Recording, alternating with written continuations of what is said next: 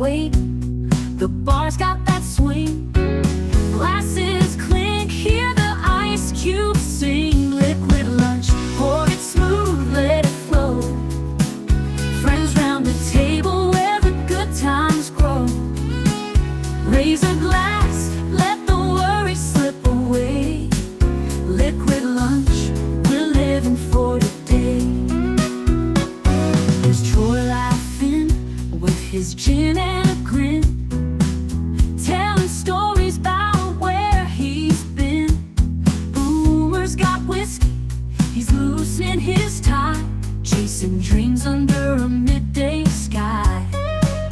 The bartender knows us, he's mixing with flair.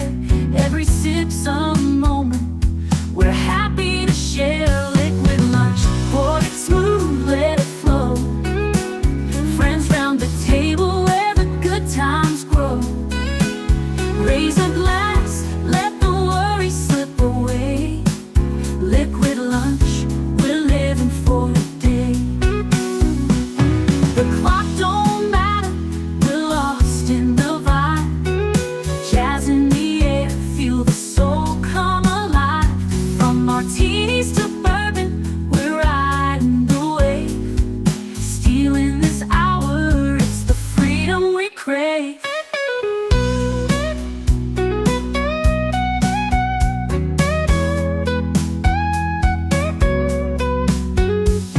Sun's still shining, but we're in our zone. This bar's our shelter, our temporary home. One more round before the world calls us back. Savor the moment, keep the blues in the rack. We'll laugh and we'll toast till the afternoon fades. Memories made in these liquid escapades. Liquid lunch, pour it smooth, let it flow. Friends round the table where the good times grow. Raise a glass, let the worries slip away. Liquid lunch, we're living for today. So here's to the daylight, the drinks and the fun. Our liquid lunch, till the next one comes. With a wink and a smile, we'll be back real soon. Chasing that jazz under the high noon.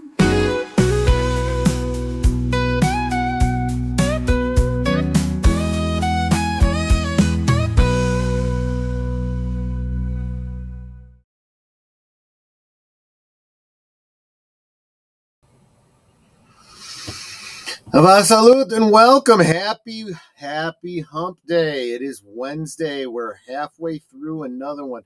The time just streaks by so fast. You know, there's that beautiful song, Unchained Melody. Time goes by so slowly. No, it doesn't. It goes by very, very quickly.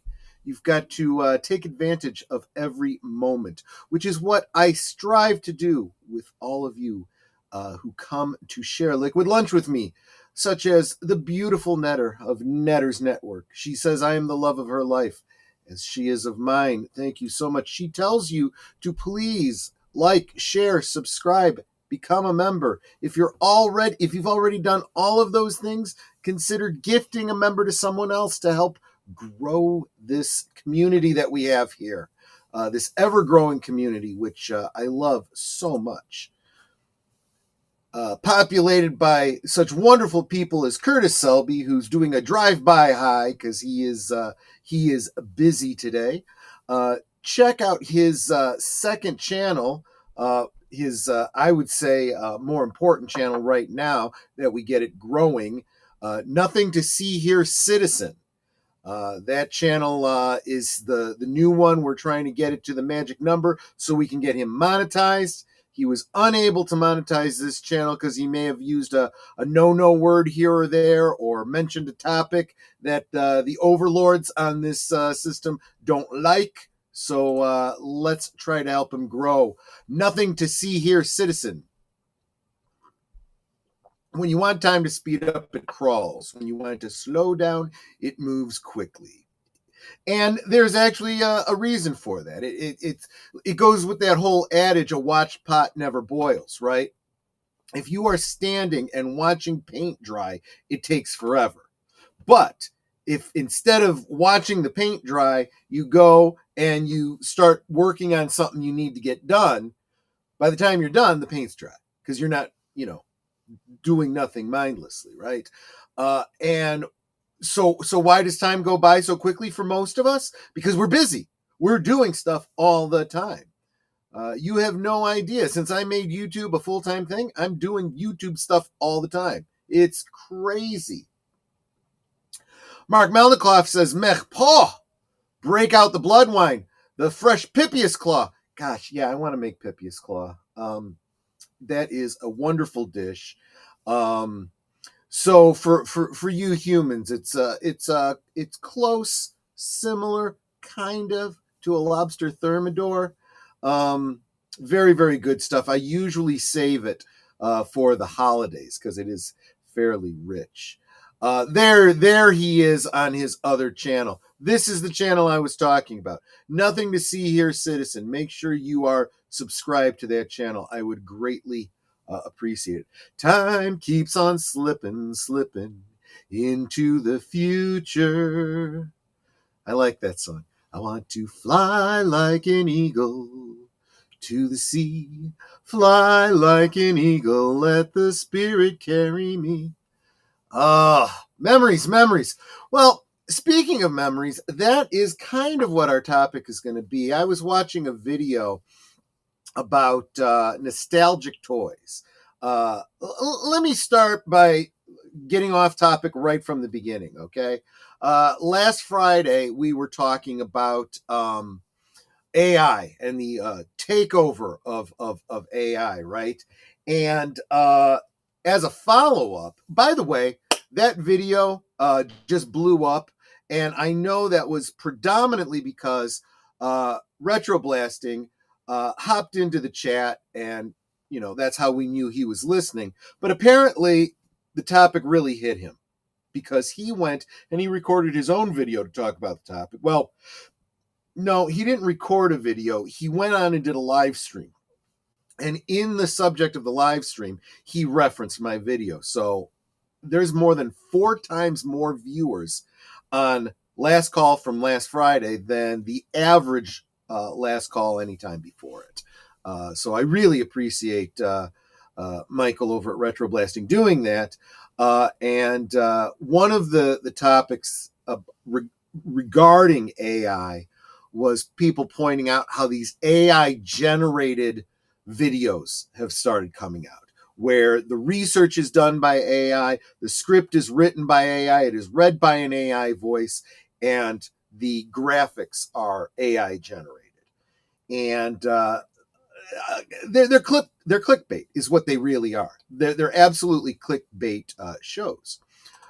Real quick, I want to say hi to a channel that I very much enjoy, Wilkie's Movies and Music, who has a live stream every Friday afternoon, right after this show. So I'm going to make sure that going forward, every Friday, after I mix up my drink and tell you what I'm going to be sipping on for Last Call, I'm going to be sending you over to his channel. So anyway, yeah. So there are channels that are literally generating short stories, narrated by an AI voice with AI art. And it's fine if you click on one, you listen to it. Once you've heard the story, don't bother listening to anything else on their channel because it's all going to be just variations on the same story. That's kind of how this AI tends to work. And it's gotten to the point where when I see these channels being recommended to me, I just don't recommend this channel, don't recommend this channel, don't recommend this channel. Some of them are tricky, though. You don't know until you're well into the video that either it's either AI or a really, really, really dumb person put it together. The research is wrong or incomplete, or their overall topic is one thing, and all the things that all the examples they're referencing are, well, as you would expect, they'd be cherry picked to speak to the topic they're speaking on, but some of them don't fit, and so they twist and turn them to get them to fit, and I'll explain what I mean on that in just a minute. I am not going to cite the article that or the video that I'm kind of responding to, because I'm not going to go point for point what this video said, just a couple of points. And it doesn't matter, because I could be talking about any number of videos. So it's not specific to this one video that I'm going to be talking about. But this one was about dangerous toys that were banned from our childhood.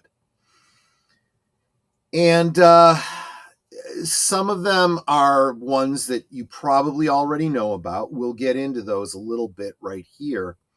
But some of them are like, you got to really stretch the word dangerous in order to fit it into this category. I mean, oh my gosh. Welcome, Matanui. I'm glad to see you here. I noticed that Matanui has been joining us for Liquid Lunch because the later nighttime streams are a little challenging for him, and I totally understand that. It's always wonderful when I see you in the chat, though, Matanui. So let's get down to it. I'm going to share my screen here. I'm going to share my screen without sharing additional audio, because you don't want me reverberating in your ear. There we go. So you guys might remember this toy from, oh, right. Mark says the Easy Bake Oven is the first that comes to mind. We had one. I remember melting plastic in it. So I didn't put this in my slideshow. This one wasn't, I don't believe this was actually mentioned in the video that I was looking at that, spurred me to talk about this topic. But the Easy Bake Oven has a little bit more history, I think, than most people realize.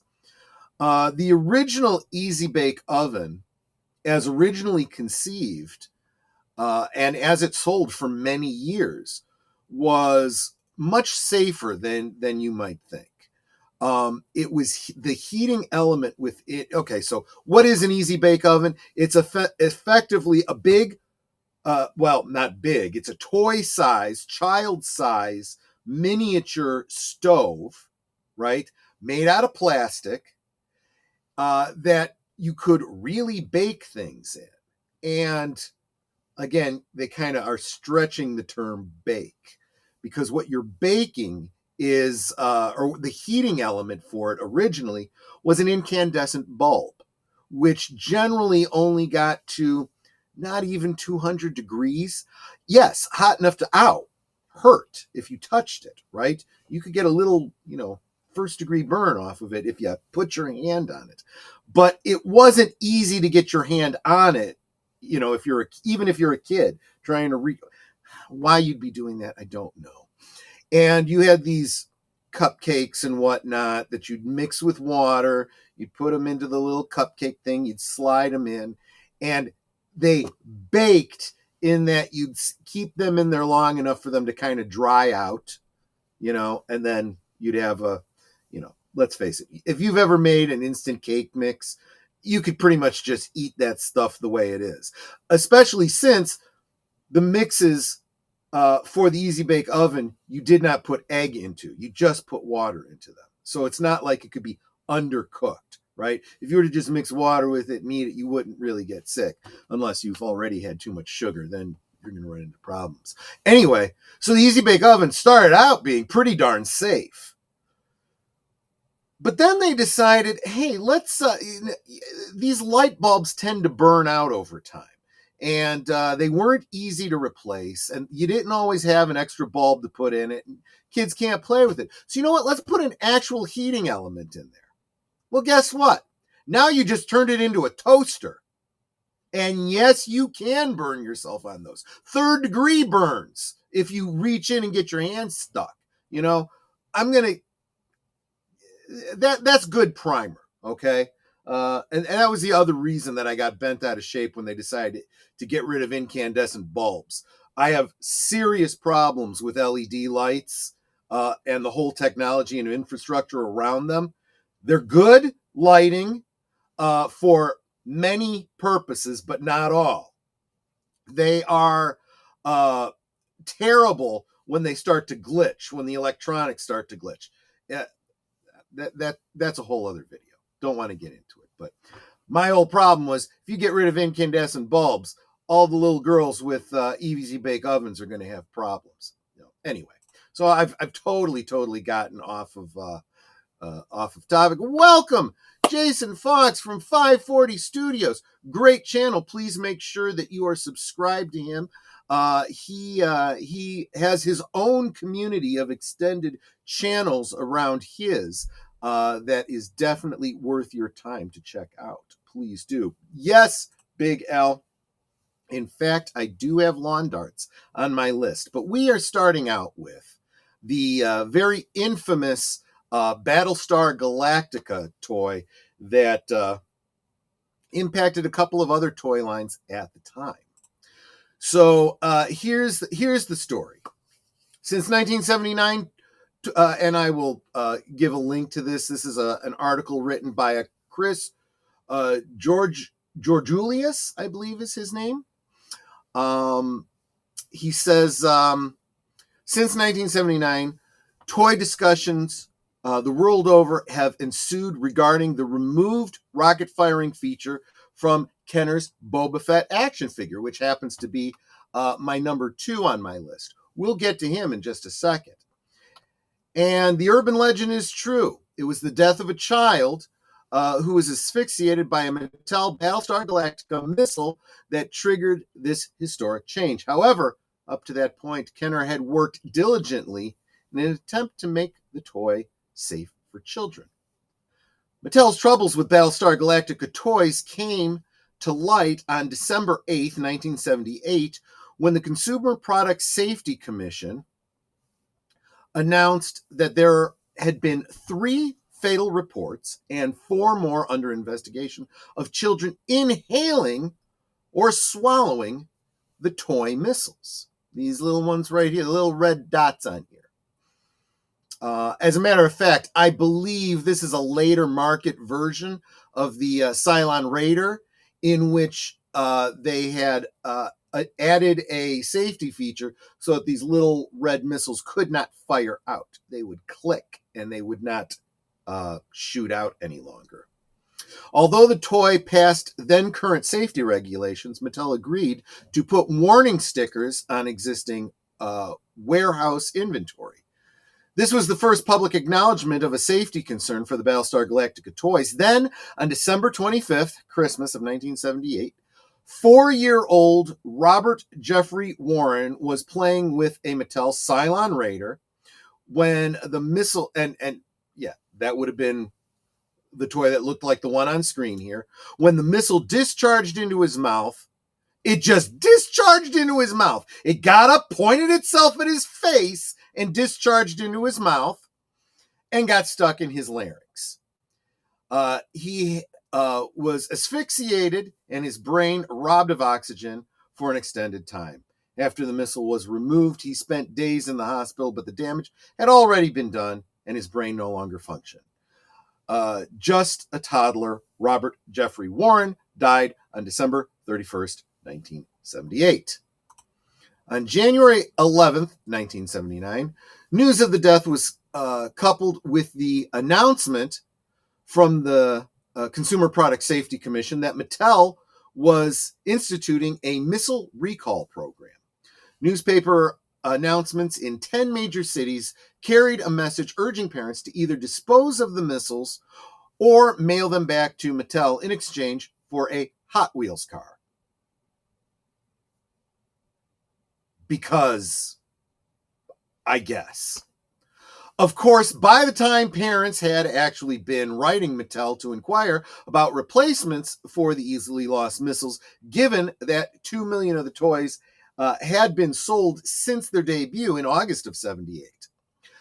Because the critical nature of the situation, not only would the request for more missiles go unfulfilled, but the toys would be redesigned for 1979, which again, I believe this one on screen is one of those, so that the missiles could no longer leave the firing chamber.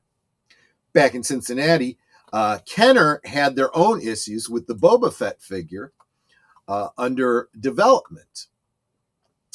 The concept model, known by collectors as the Kit Bash version, a term meaning built from model kit parts, was made from 3 Star Wars figures and a Mattel Shogun Warriors figure.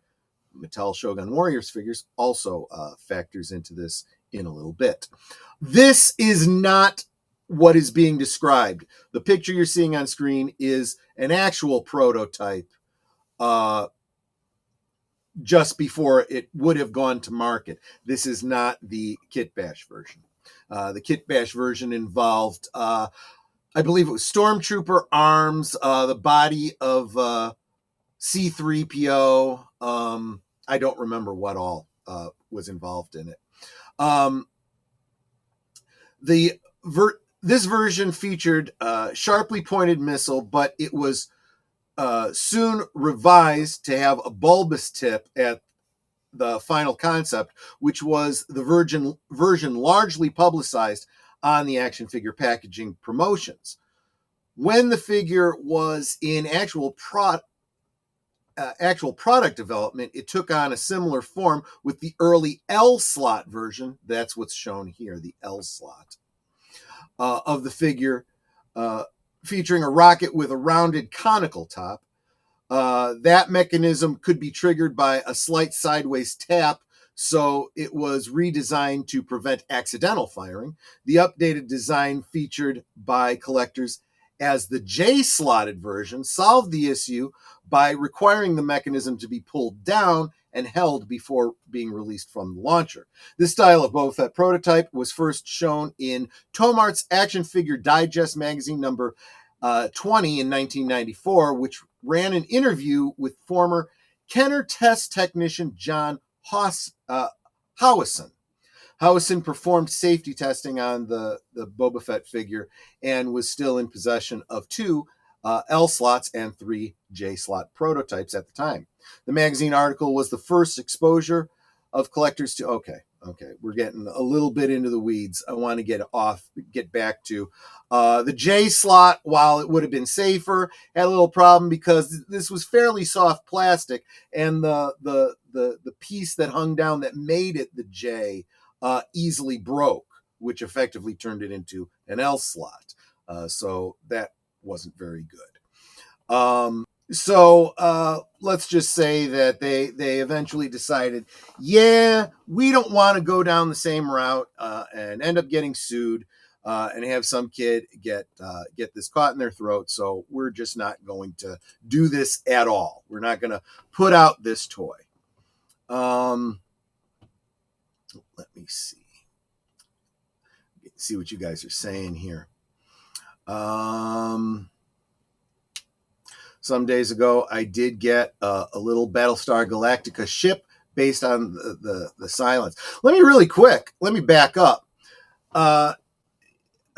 Michael French over at Retro Blasting has a great little video talking about what a disappointment this toy was to begin with, because the Cylon and Colonial Viper ships were way out of scale. So if you were a Star Wars fan and you bought Luke Skywalker, Rebel pilot figure, right? You could put that into the X-Wing fighter. You could put Darth Vader, Stormtrooper, TIE fighter pilot into the TIE fighter. Flying around, right? They didn't shoot things. They had electronic sound and lights. So that was never a problem for them. They didn't do that with the Cylon and the Colonial Viper.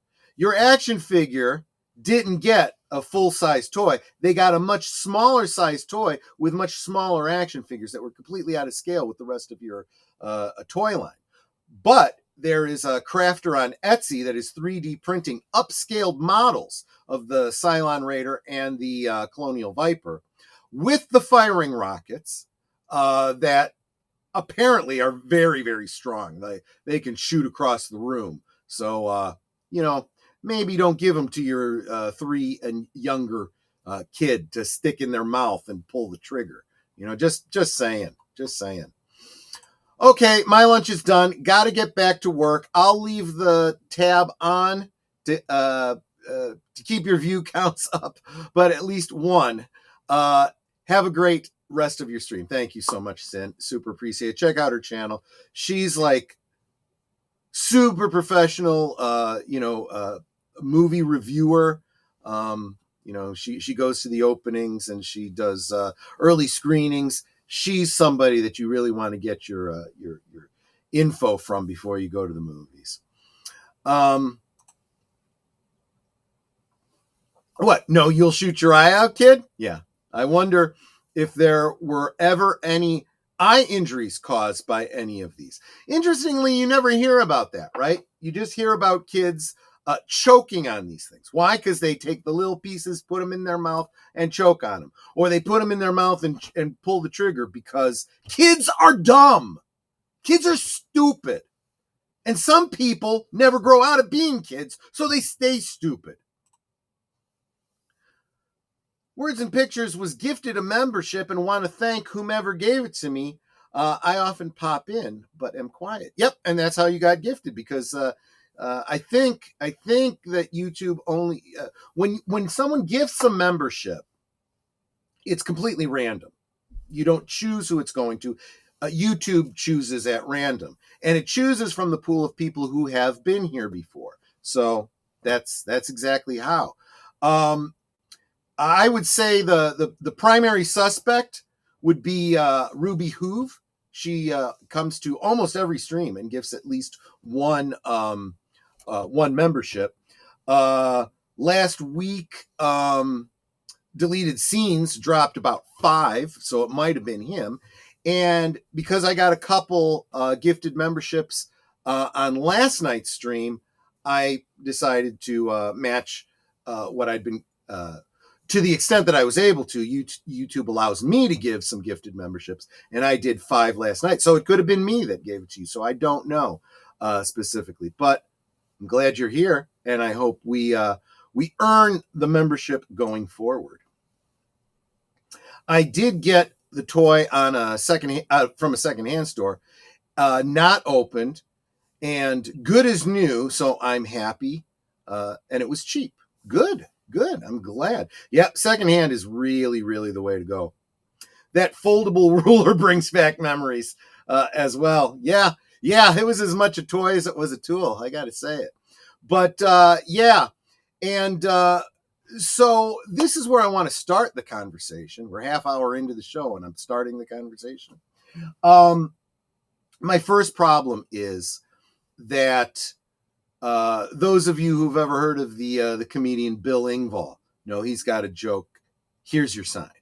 And he says that people are so dumb that companies need to put warning labels on things to warn people about, how this item could be dangerous. Basic stuff that anyone should be able to figure out if they have 2 brain cells to put together, right? He says, instead of putting warning labels on everything, maybe we should just have a warning label on the stupid people, right? I'm a stupid person, so I know not to ask you for directions or ask for your help with something. Excuse me, could you, I'm sorry, I didn't see your sign, because, and then he starts to go through, some of the ridiculous warning labels, like a warning on a hair dryer. Do not use this or any electrical device in the shower. He goes, well, I'm glad they told me, because I can't tell you how many times I've been in the shower, got my hair all lathered up and said, honey, hand me the hair dryer so I can dry my hair under the shower. Don't even get me started on a curling iron that says do not insert in any orifice. I'm just, and the thought is, maybe if we didn't have all these signs on so many things, maybe Darwin would get back to work and weed out the stupid people from our gene pool.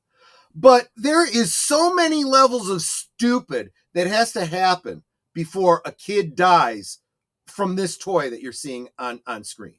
First, the mother has to give a toy to someone that is too young to have this toy, right? You should know, you should understand, if you are going to be responsible for the life of another human being, you should know what things that child should not have. And if you choose to give him this toy, you should be aware that there are little tiny items that can go into a child's mouth and become lodged in his throat and kill him. So at least keep those away from him. And if not that, at least watch the child. Don't leave that child unsupervised to die. Imagine that. Why does Mattel have to worry about parenting your children for you? They give you all the warnings. They tell you in advance, you know? And even if they didn't, you should be paying attention and figure it out yourself. Why does everybody else in the world have to suffer and have, dumbed down toys because your kid and you are too stupid? I don't know. I'm watching Cross of Iron, directed by Sam Peckinpah. Would love to have seen Alice's Restaurant. Massacre, directed by him. Yeah, absolutely. Remember McDonald's hot coffee lawsuit? Well, that one I'm going to argue is a little bit different. That one was when they did the investigation on it, they realized that the coffee was ridiculously too hot. Let's face it, if you get coffee and you have to wait 20 minutes before you can even put it to your lips, that's not an exaggeration. It's too hot. Why is it too hot? Because that is what McDonald's was generally doing, with the expectation it would take you 20 minutes to get home and drink that coffee. Not considering the fact that the reason you get it to go is so that you could drink it in the car.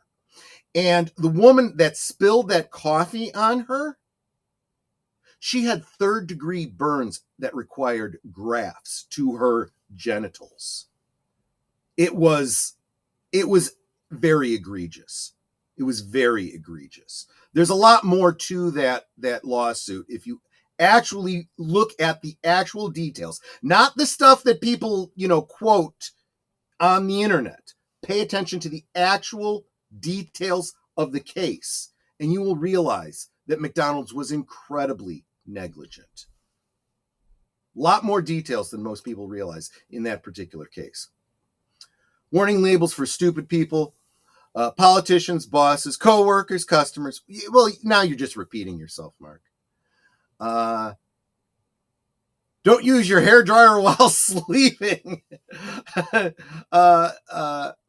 Oops, honey, I've been sleep styling again. Yep, exactly right. Yes, while it was hot, she shouldn't have put it between her legs to begin with.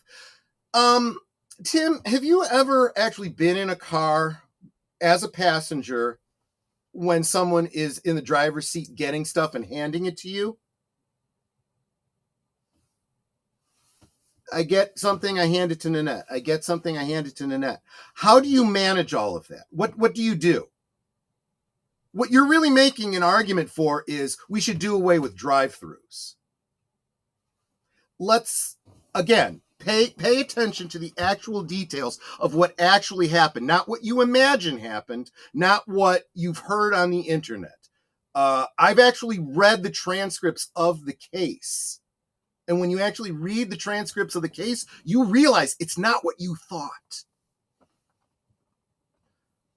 So when I talk about common sense, I also am talking about know what you're talking about. Even this topic that I'm talking about with the Battlestar Galactica toy, I went and I did my research, and I'm reading from a referenced article because I wanted to make sure my memory wasn't faulty and that I wasn't misremembering things, because there is fake news out there that's been repeated, and people claim it was a Shogun warrior that caused problem, and it did in a different case, but it was because of this that Boba Fett doesn't have a firing backpack. So, also did find Lethal Weapon 1 to 4 Director's Cut DVD that was also not open. I love it when you find a great thing in the wild like that.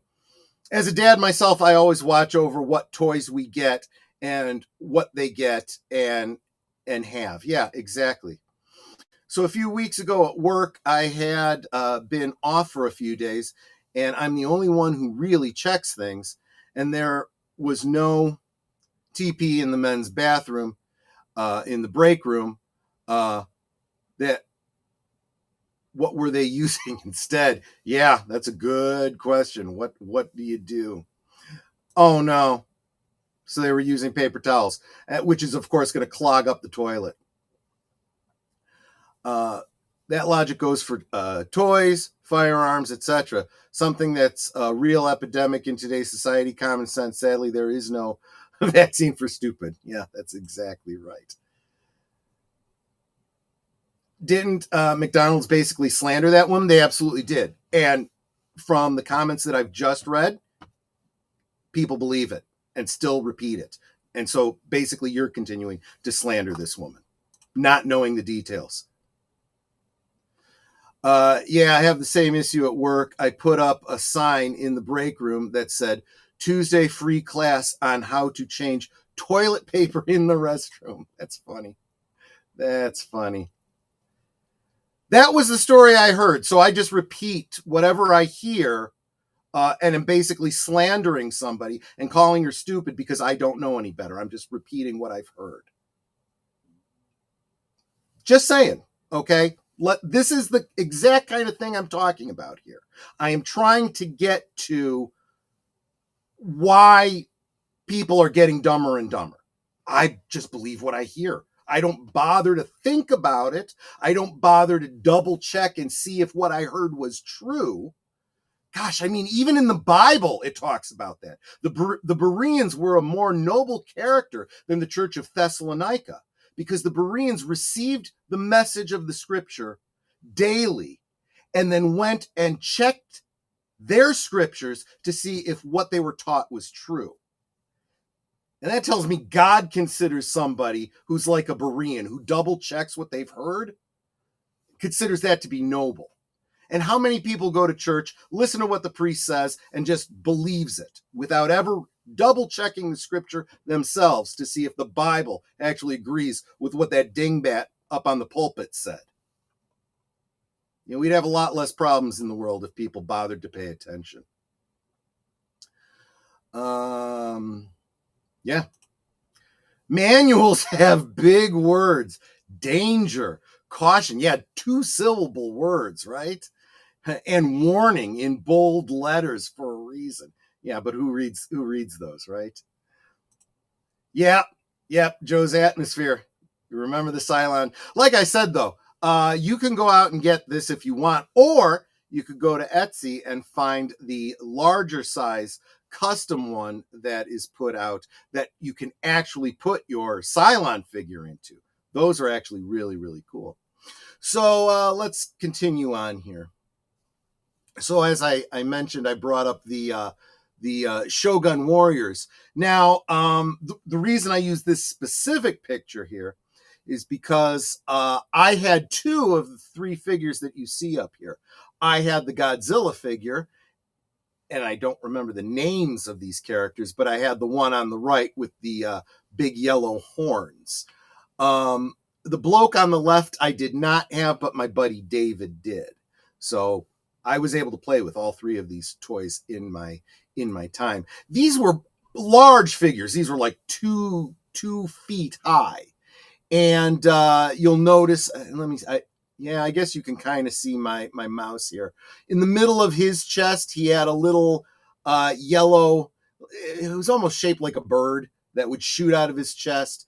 And honestly, it didn't fire that hard, that fast. This left arm would shoot off, as did Godzilla's right fist. And again, not with a great deal of force.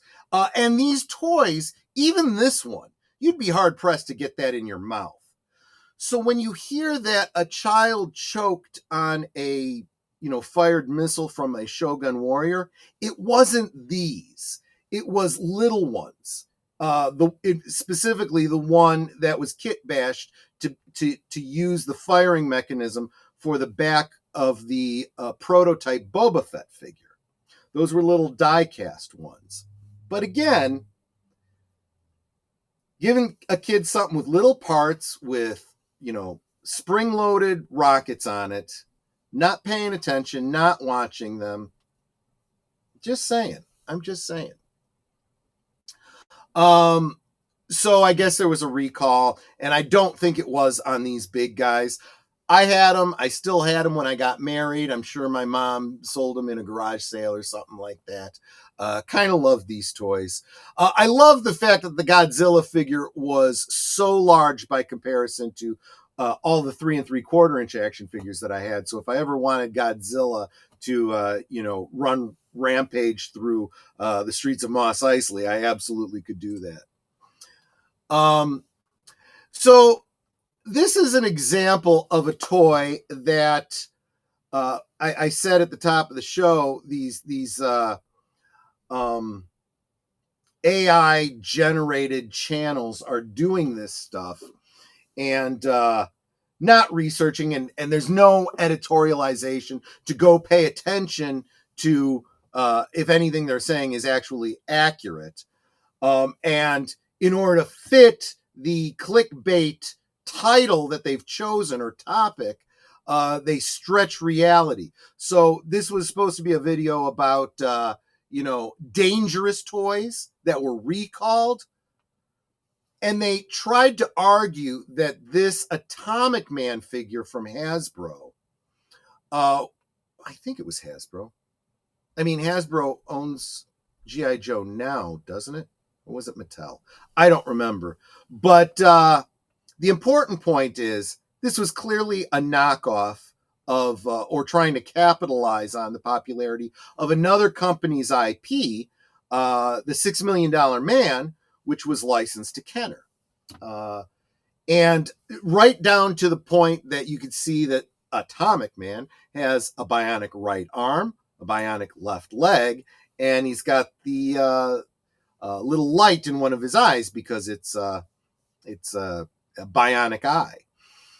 So that was the real controversy about this. It was a trademark infringement or IP infringement of some kind. But in order to make this fit the clickbait of the article claimed that the rotary hand would spin that whirly blade so fast it could fly off and someone could get hurt. And in subsequent releases, they had safety mechanisms put on it. It's like, no, that's not true. That is not true at all. You can't really see the mechanism on here, but there's a little gear that you would turn with your thumb that would make the wrist spin. And the wrist would then spin the item he was holding, which was the propeller. And it moved ridiculously slow. There was no way. You would have to work hard to hurt yourself with this. And it would not be because of the spinning that would do it. So anyway, I did not have, because I did not go all in on collecting the 12-inch G.I. Joe line. But those that did, you wanted to get the Atomic Man figure. It's actually a pretty cool figure. But yeah, I don't see how this belongs in the dangerous toys. Here was another one. And I don't think this is a vintage. I think this is a modern reproduction. But it's a good picture to give you a representation of it. The reason I think that is because I don't remember this style of motorcycle. There were two styles when it was originally released in the 70s. One was blue and one was white. It didn't have those kinds of black features on it. But this video said, this ingenious but dangerous toy used a powerful flywheel mechanism that could launch the motorcycle and its helmeted rider across rooms at speeds of up to 20 miles an hour. Well, let me tell you something. I had this toy, and maybe in theory, you could get the speed up to 20 miles an hour, but there was no kid that could put enough crank power into that cranking mechanism to get it up to 20 miles an hour. And let me tell you something. The tricks that I saw them doing on the commercial, I could never replicate because I could never get that bike going that fast. And today, when I see people doing, stunts with these, they've zhuzhed up the mechanism that moves that motorcycle. Let me tell you, and no kid would be able to do that. It's ridiculous. So I question the stats of the increase of injuries in ER rooms Christmas morning when this came out. I don't doubt that injuries go up on Christmas Day for a varied number of reasons, including children playing with new toys. But specifically because of Evel Knievel, I doubt it. Vegan foods are making people dumb. They're, depending on the person, you might be right. If you're not getting enough protein, your brain suffers. It really does. Is there a Caprica 6 figurine? Asking for a friend. You'd be better off doing the 12-inch customization. And the person to talk to about that would be Andy Masterson. He'll tell you where to get the heads, where to get the bodies. Anatomically correct. You can't even show them on YouTube when he's talking about them. I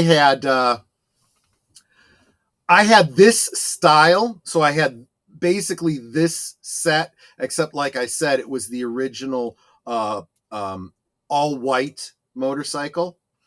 I got the other, I don't know what you call it, the chopper, the blue motorcycle with the longer, front frame.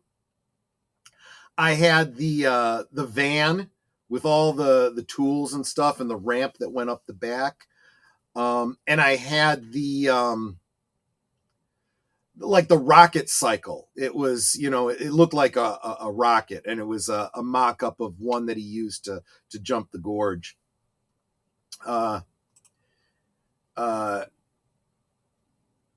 You would maybe able to get it up to 20 miles an hour, maybe, because it would break after. Yeah, that's just it. So, although if you could get it up to 20 miles an hour, the way the bike was made and the way the figure was made, I have no doubt they could survive 20 mile an hour, smashing into a wall. What couldn't take the revolutions per second would be that red plastic crank thing. You'd end up breaking that before it got up to a 20 mile an hour speed. That's get to the chopper. Yeah. The so-called chopper was actually a better bike, in my opinion, because it would take ramps a lot better. Just that was the experience I had. This same video tried to argue with a different so this was not the same body, even though it was about the same scale as like the Mego World's Greatest Superhero figures. This was a rubber body with wire frame inside of it. So it was very malleable. You could get it into whatever position you wanted to on the bike. The problem is, if you keep bending and flexing, that eventually those wires inside break. And if it's a rubber body, those sharp edges will eventually poke through the rubber. Now, that wasn't such a big problem with Evel Knievel, because for the most part, you weren't bending him a lot, But there was another figure that was on this list that was mostly a plastic figure, but his joints were rubber with wire articulation inside them. The wire would break, it would cut through the rubber, and kids would scrape themselves. And it's like, I think that the bigger problem there is broken toy less than scratched, hand, playing with it or whatever. Just injection molded plastic was very different back then. Today it's more resins added. Yeah, the plastics today are much more flexible and sturdier. Back then they were much more rigid and brittle. And that only got worse over time. If you still have that toy 40 years later, I mean, don't drop it, because it'll shatter like glass. Welcome, Real Wagon Nation Gaming Clips. Make sure you're subscribed to his channel, please. Let me get through these real quick just so I can finish. Lawn darts. Look, this one always bothered me, because this one literally was a family game. There is no excuse for your kids playing with this unsupervised. This is something you should have been doing with your kids, and you should be teaching them. Be careful. You could hurt someone with these. You're aiming at this. You're never aiming at another person. Again, Mark Malnikoff was talking about firearm safety. You treat these as though they were firearms. You treat them with the same respect. You use them for what they are intended for and nothing else. It takes a degree of stupid I can't even begin to fathom to get injured with one of these. And yeah, people, I guess, ended up getting hurt with these, like throwing them so far up into the air that they came down and penetrated your skull. I mean, that's not throwing, 20 feet, in front of you to the little yellow circle. That's doing stupid stuff. Yeah, this is not Mumbledy Peg. Even Mumbledy Peg, it requires a degree of stupidity to hurt yourself with that too. And that was all that I had. Those were the toys. There was a lot more toys that they got into. For example, Stretch Armstrong, and specifically recall that they did on the reptilian enemy, because it was made with much thinner rubber skin and not very strong joints. So that one tore almost invariably, and the corn syrup they used inside, and yes, it was corn syrup, would leak out, get all over the carpet, and stain things. This is not exactly a dangerous thing. This is just a poorly made toy that I understand parents having an issue with. This, my kid, this just tore apart. This was cheaply made. I want my money back, and now I want this fixed. And subsequent stretch arm figures they used a silicone putty or something inside that would not interact and would not be sticky, would not stick to your carpet and whatnot. And it kind of makes you wonder, well, why were you putting corn syrup in it in the first place then? Why didn't you come up with a better formulation? Because although I haven't seen this in any of the research I've done about the corn syrup in Stretch Armstrong, I could see it attracting ants. That's a problem too. So Troy should do a banned adult toys next time. I don't think any of them have been banned, but there are some interesting ones I've heard of. The one toy from that era I regret not keeping was the full-size Space 1999 E.G.O playset. Was that Mego? Did Mego put that out? Yeah, I think so. At least I thought they did the figures. Pretty sure they did. But yeah, So I guess that's what I'm getting at is I really feel like a lot of the stupid out there is people willfully ignorant.